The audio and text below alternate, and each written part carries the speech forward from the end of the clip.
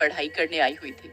महिमा की एक बहुत ही अच्छी सहेली थी जिसका नाम मनीषा था। एक दिन महिमा की माँ का फोन आता है और वो महिमा को उसकी भाई की शादी के लिए घर बुलाती है। महिमा अगले दिन अपनी सहेली मनीषा को इस बारे में बताती है।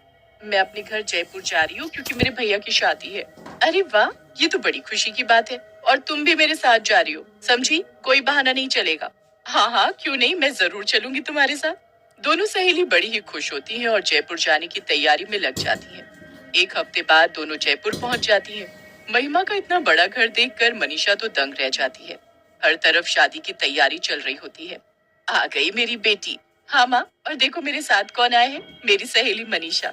अरे बेटी, आओ आओ, और इसे अपना ही घर समझो। जी माँ जी। चलो मनीषा, चलकर भैया से मिलते हैं। दोनों सहेली जाकर महिमा के भाई से मिलती हैं। राहुल अपनी बहन को देखकर बहुत खुश हो जाता है। अरे कितने दिन लगा दिए आने में, जैसे किसी पड़ोस की शादी है। अरे भैया, बस एग्जाम्स की वजह से रुकना पड़ा, पर अब मैं आ गई हूँ ना। अब देखना हम दोनों आपकी शादी में क्या धमाल मचाएंगे। अरे पर इनसे तो मिलवा। अरे हाँ, मैं तो भूल ही गई। ये है मेरी सहेली मनीषा। महिमा उसके बाद मनीषा को अपना कमरा दिखाती है जो बिल्कुल राहुल के साथ वाला ही होता है। दोनों कमरे में जाकर बिस्तर पर पड़ जाती हैं और उनकी आंख लग जाती है। अगले दिन फिर दोनों अच्छे से तैयार होकर शादी की तैयारियों में लग जाती हैं। 2 दिन बाद राहुल की शादी हो जाती है और उनके घर एक सुंदर सी दुल्हन आ जाती है। अरे महिमा, ये तुम्हारी भाभी घूंघट क्यों किए हुए हैं? अरे ये शहर थोड़ी है, यहाँ बड़ों बड़ों को घूंघट करना ही पड़ता है। पूरी शादी अच्छे से निपट जाती है। अब अगले दिन महिमा और मनीषा को वापस शहर जाना होता है क्योंकि उनके कॉलेज की काफी छुट्टियां हो चुकी होती हैं। मनीषा को शहर जाने का बिल्कुल मन नहीं होता। वो उस रात बड़ी ही उदास होती है। जब महिमा सो रही होती है तब मनीषा उठकर बाहर टहलने लगती है। टहलते टहलते मनीषा बालकनी में जाकर खड़ी हो जाती है। बाहर काफी अच्छा मौसम होता है और ठंडी ठंडी हवा चल रही होती है। पर फिर उसका ध्यान अचानक नई नवेली बहू पर जाता है। अरे, ये इतनी रात को छत पर क्या करने जा रही है? मनीषा उसके पीछे पीछे जाने लगती है और छत पर पहुंच जाती है। छत पर घूंघट में वो बस चलती ही जा रही होती है। उसके बाद वो अपना घूंघट ऊपर करती है और आसमान में पूरे चांद को देखने लगती है। आज तो चांदी रात है और मेरा मकसद पूरा हुआ। आखिरकार इस घर की बहू मैं बन ही गई। अब मैं सबको खत्म कर दूंगी, सबको खत्म कर दूंगी मैं। हे भगवान, ये महिमा की भाभी ऐसी क्यों हंस रही है? इनको आखिर हुआ क्या है? मनीषा छुपकर सब देख ही रही होती है कि तभी महिमा की भाभी पीछे मुड़ती है और फिर उसका चेहरा देख मनीषा वहीं जमीन में बैठ जाती है। वो कोई खूबसूरत लड़की नहीं बल्कि एक चुड़ैल होती है। मनीषा के तो गले से आवाज ही नहीं निकल रही होती। उसे कुछ भी समझ नहीं आ रहा होता कि अब वो क्या करे। वो जैसे तैसे हिम्मत करके खुद को संभालती है और अपने कमरे में भागती है। महिमा, महिमा, जल्दी उठो महिमा। क्या हुआ मनीषा, तुम ऐसे हाँफ क्यों रही हो? कोई बुरा सपना देख लिया क्या? सपना नहीं, सच में देख कर आ रही हूँ। तुम्हारी भाभी है ना? वो कोई और है, वो चुड़ैल है महिमा। मैंने खुद अभी उनको छत पर हंसते हुए देखा और वो आसमान में चांद को देखकर हंस रही थी और वो तो ये भी बोल रही थी कि वो सबको मार डालेगी। क्या मनीषा, तुम मेरा कैसे कैसे मजाक करती हो। चलो अभी तुम्हारा वहम दूर करती हूँ, चलो मेरे साथ। नहीं नहीं, मैं कहीं नहीं जाऊंगी।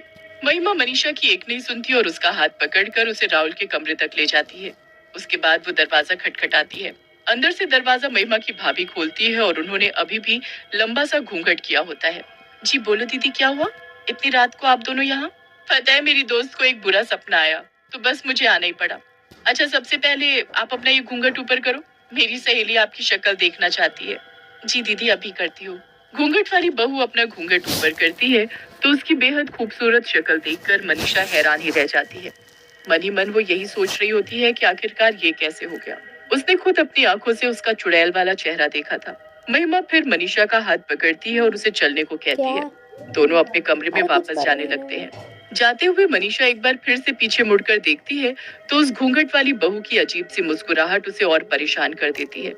वो मनीषा को देखकर ऐसे मुस्कुरा रही थी जैसे मानो उसे चेतावनी दे रही हो कि आगे से मुझसे पंगा मत लेना। मनीषा को ये सब बिल्कुल सही नहीं लग रहा होता।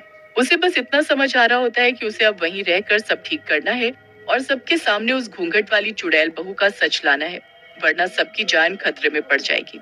अगले दिन मनीषा शहर जाने के लिए सीढ़ियों से बैग लेकर उतर रही होती है कि तभी वो सीढ़ियों से गिरने की एक्टिंग करती है। आ, मैं गिर गई। हे भगवान, ये क्या हो गया? मेरा पैर टूट गया।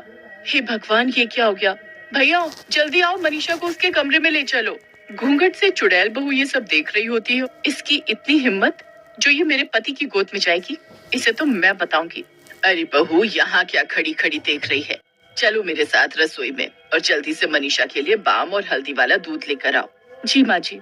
घूंघट वाली चुड़ैल बहू रसोई में अपनी सास के साथ जाती है और एक ग्लास में हल्दी वाला दूध बनाती है। उसकी सास भी वहाँ खड़ी मनीषा के लिए एक काढ़ा तैयार करती है। अंदर ही अंदर वो गुस्से से पागल हो रही होती है। वो दूध में जादू कर देती है और जाकर मनीषा को दे देती है। मनीषा को पहले ही शक होता है कि दूध में कुछ गड़बड़ है, इसलिए वो गलती से ग्लास को गिरा देती है। अरे बहू, कैसे ग्लास पकड़ा रही हो? देखो गिर गया। चलो जाओ, पोछा लाओ और साफ कर दो। सब लोग मनीषा की देखभाल में लग जाते हैं और कुछ दिन के लिए उनका शहर जाना कैंसिल हो जाता है। घूंघट वाली चुड़ैल बहू से ये सब देखा नहीं जा रहा होता। वो रात होने का इंतजार करती है। जैसे ही रात होती है और सब सो जाते हैं, वो छत पर जाती है और अपना घूंघट ऊपर करके आसमान में चांद को देखने लगती है। मुझे शक्ति चाहिए, मुझे शक्ति चाहिए। मैं सबको जल्द से जल्द बर्बाद कर सकूं, मुझे ऐसी शक्ति चाहिए। और सबसे पहले मुझे उस लड़की की जान लेनी है, फिर उसके बाद मैं सबको देखूंगी। एक बार मैं सबको खत्म कर दूं, फिर मैं और राहुल दोनों सुकून से रहेंगे और मैं अपने चुड़ैल वंश को आगे बढ़ाऊंगी। चुड़ैल वहीं छत पर बैठकर जादू टोना करने लगती है। मनीषा और महिमा वहीं पीछे खड़े छुप कर उसे देख रहे होते हैं। चुड़ैल उसके बाद वो एक सुई लेकर गुड़िया को चुप होने लगती है। सुई चुप होते ही मनीषा के हाथ से खून आने लगता है। देखो महिमा, देखो, देख लिया ना तुमने अपनी आंखों से इस घूंघट वाली चुड़ैल का सच? ये देखो मेरे हाथ से खून आ रहा है। हे भगवान, ये सब हो क्या रहा है? अब हम क्या करेंगे? ये हम किस चुड़ैल को अपने घर ले आए? सब सोचते हैं कि कितनी संस्कारी है जो हर वक्त घूंघट करके रहती है, पर किसी को नहीं पता कि इस घूंघट के अंदर एक चुड़ैल है जो अपना चेहरा छुपाने के लिए इसे घूंघट से ढकती है। हाँ, मैं यही तुमको कब से बताना चाहती हूँ, पर तुम मानने को तैयार ही नहीं हो। मेरे भाई को तो इस बात का अंदाजा भी नहीं होगा कि उसकी बीवी एक चुड़ैल है। तुम कुछ करो ना मनीषा। मैं सब कर चुकी हूँ। मैं एक बाबा को जानती हूँ जिनको मैंने पहले ही फोन कर दिया था। उन्होंने मुझे सब बता दिया है कि मुझे क्या करना है। बस अभी हमें कैसे भी 2 दिन शांति से निकालने हैं, फिर पूर्णिमा की रात को हम इस घूंघट वाली चुड़ैल बहू का सच सबके सामने लाएंगे और इससे हमें छुटकारा भी मिल जाएगा। बस फिर 2 दिन जैसे तैसे निकल जाते हैं।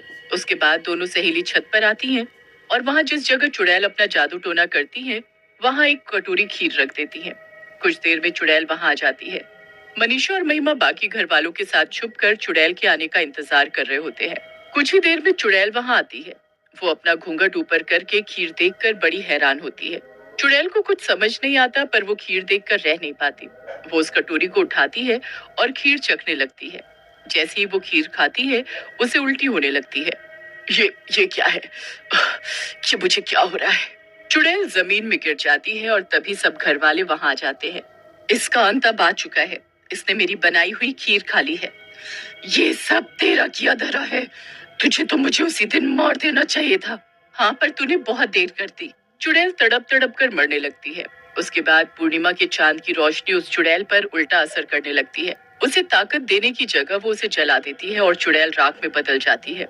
सब उस घूंघट वाली चुड़ैल बहू से मुक्ति पा लेते हैं, पर राहुल बहुत दुखी होता है। अब अगले दिन मनीषा और महिमा भी वापस शहर जाने लगते हैं, पर जाते जाते राहुल के माता पिता मनीषा से कहते हैं, क्या तुम हमारे बेटे से शादी करोगी?